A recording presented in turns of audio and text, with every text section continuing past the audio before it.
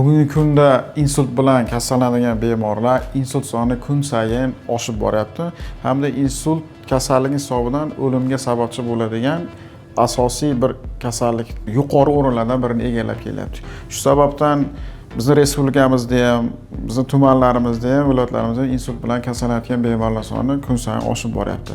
Lekin bu insultdan keyingi eng asosiy davo muolajasi reabilitatsiyaga hech kim urg'u bermayapti. Ushbu video aynan uzoq muddat to'shakda mixlanib qolgan hamda hech kim reabilitatsiya qilmaydigan bemorlar uchun yo'nalgan. Insult bo'lgan bemorda reabilitatsiya o'ta muhim.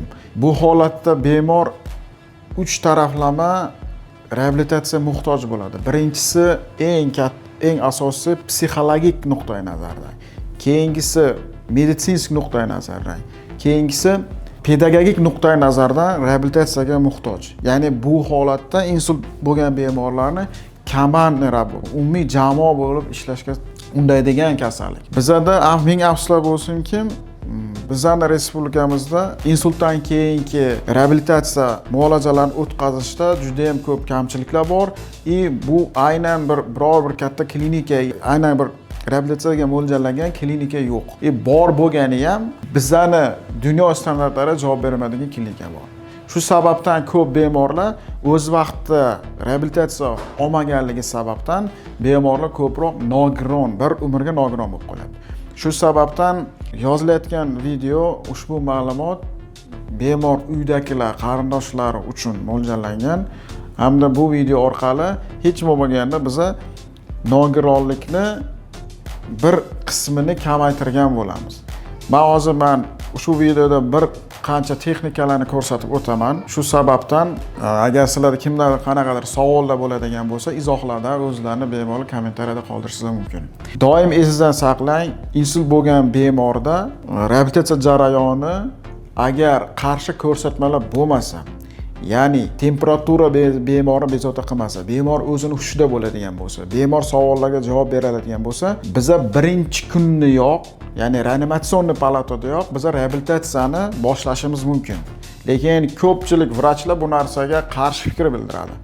Yo'q, men ko'rsatayotgan har bitta harakat Yevropa protokollari bo'yicha hamda Yevropa rukovodstvolari tarafi bo'yicha tavsiya qilinadigan holat. Bu shu sababdan buni bemalol bajarishingiz mumkin. Agar savollar bo'lsa, yana kommentariyada izohlarda qoldiring. Shu sababdan bemor deylik 7-sutka yoki 10-sutka atrofidagi bemor bu holatda reabilitatsiya jarayoniga hech qanaqangi qarshi ko'rsatma yo'q bo'lgan holatda ushbu harakatlarni doimiy va tez-tez bajarib turish kerak. Birinchi holatda bemorni pozitsiya bilan davolash. Ya'ni bemorda deylik o'ng taraflama gemiplegiya bor. Bemor yarim tanasi ishlamaydi, ya'ni shal bo'lib qolgan. Qo'lda ham, oyoqda ham harakat yo'q. Mana shu birinchi ошибкаlardan boshlaymiz sirada. Nolma yaqinroq keling. Bemorni harakatlantirganda buni tibbiyot xodimlari ham, vrach bemor uydagilari ham o'ta katta xatolik bilan harakat qiladi. Qo'lda tortib, o'ziga tanadan tortgan holatda harakatlantiriladi. Bu o'ta katta xato, sabab insult bo'lgandan keyin bemorda yelka bo'g'imi tanadan uzoqlashtirganda yelka bo'g'im o'zi tonus yo'q bo'ladi. Birinchi, ikkinchi sutkadoyoq tonus bo'lmaydi. Shu sababdan podvivih или vivihgacha, ya'ni bo'g'imidan yelka suyagi chiqishigacha sababchi bo'ladi. Natijada qo'lni bemor harakatlantira olmaydi. Mana shu holatda qotib qoladi. Eng katta xatolardan biri. Shu sababdan qo'lni harakatlantirganda doimiy tanaga yaqin pozitsiyaga bemorni qo'lni qo'yish kerak. Keyingi holat, bu pozitsiya bilan davolash haqida gapiryapman. Shu holatda bemor uydagilardan hamda medrabotniklardan talab qilinadigan narsa, bemorda birinchi bu paydo bo'ladigan narsa, bu harakatlardan biri zgibatelniy, ya'ni bukilish harakatlari birinchi bu paydo bo'ladi. Shu holatdan bemorni biza qo'lini tekis qo'yish kerak. Hech qanaqangi bukilish holatlarida, mana shu holatlarga bukilgan holatlar qo'ymaslik kerak. Mana shu katta bitta ошибкаlardan biri bu tezroq, ya'ni spastik kontrakturaga sababchi bo'ladi. Ya'ni bemor qo'li ochilmaydi, mana shu holatda qotib qoladi. Bu keyingi etapdagi davolanishlarda juda ham qiyinchiliklarga sababchi bo'ladi. Ko'pchilik 70% bemorlarda qo'l mana shu holatda qotib qoladi, mana shu holat qolib ketadi. Shu sababdan Ya'ni keyingi etapda oyoq bo'yicha. Oyoqda ham ko'pchilik bukib qo'yadi. Mana shunday holatda oyog'ini bilan ko'tarib qo'yadi. Yo'q. Mana bukib qo'ymaslik kerak. Oyoqda doim tekis holatda, mana shu holatda ushlab turish kerak. Pozitsiya bilan. Mana shu holatga doim mana shu harakatni saqlab turgan bo'lish kerak. Hech qanaqangi bukilish, yozilish shu holatga e'tiborli bo'lish kerak. Yuqori, ya'ni qo'l bilan qanaqa ishlanadi? Ya'ni bemor uydagilari ham o'sha birinchi sutkadayoq, ya'ni bu hozir ko'rsatayotgan texnikalar hammasi insultni birinchi etapidagi reabilitatsiya texnikalari, ya'ni reabilitatsiya muolajalari. Ya'ni bemor qo'li bilan harakatlaganda, ya'ni bemor agar hushida bo'ladigan bo'lsa, bemor savolga javob beradigan bo'lsa, qo'lini harakatini ta'minlash maqsadida, qo'ldagi harakatni ta'minlash maqsadida qo'l bilan yelka suyagini tanaga yaqinlashtirgan holatda, tanaga itargan holatda qo'lni yelkadan bukuvchi va yozuvchi harakatlarni. Mana shu harakatlar birinchi qilish kerak bo'lgan harakatlar.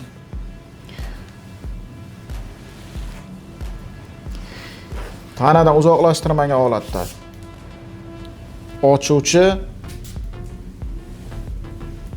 yon tarafdan tanadan uzoqlashtiramiz, yaqinlashtiramiz. Uzoqlashtiramiz, yaqinlashtiramiz. Shu harakatda. Keyin mayda sustavlar, bo'g'imlardan har bir bo'g'im uchun alohida ishlashga to'g'ri keladi.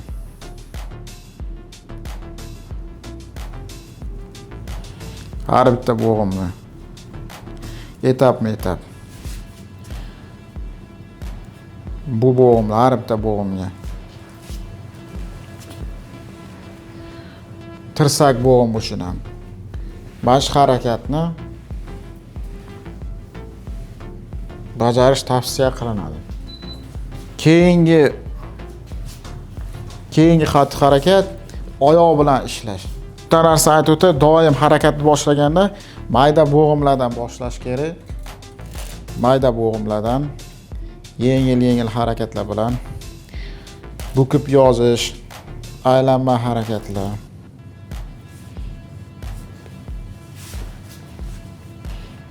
Oyoq bilan ishlashda aynan ko'pchilik mana shu holatda yana bitta narsa, oyoq mana bu holatda qotib qoladi. Ya'ni spastika paydo bo'lgan bo'ladi. Chunki axilloviy pay ishi oshib ketganligi sababdan. Shu harakatni keyin tizza bo'g'im uchun ishlab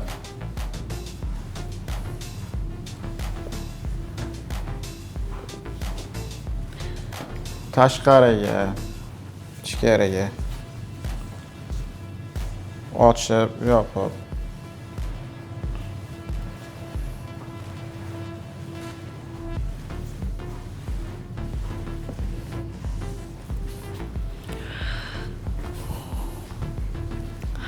Mana shu ushbu texnikalar birinchi etapidagi reabilitatsiya muolajalari edi.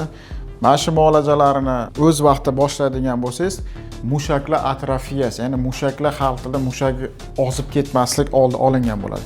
Ko'pchilik menga murojaat qiladigan bemorlarda uje mushaklari ozib ketgan, uje spastika rivojlangan, ya'ni kontraktura rivojlangan holatda kelinadi. Mana shu narsaga yo'l qo'ymaslik uchun erta o'z mutaxassisini egasi bo'lgan vrach bilan suhbatdan o'tgan holatda muolajalarni boshlashni talab qilinadi. Shu sababdan agar kim qarindoshi ila otasi, onasida insult bilan agar chalingan bo'lsa, insult bilan uyda yotib qoladigan bo'lsa, quyidagi raqamlar orqali biz bilan bog'lanishingiz mumkin. Qo'ldan kelgan maksimal yordam berishga harakat qilamiz. Video foydali bo'lgan bo'lsa, obuna bo'lib qo'yishni unutmang. Keyingi videolarda insultni yoki boshqa kasallik bo'yicha to'g'ri reabilitatsiyaga mos yo'nalishlar bo'yicha video kontentlar tayyorlab boraman. Rahmat, salomat bo'ling.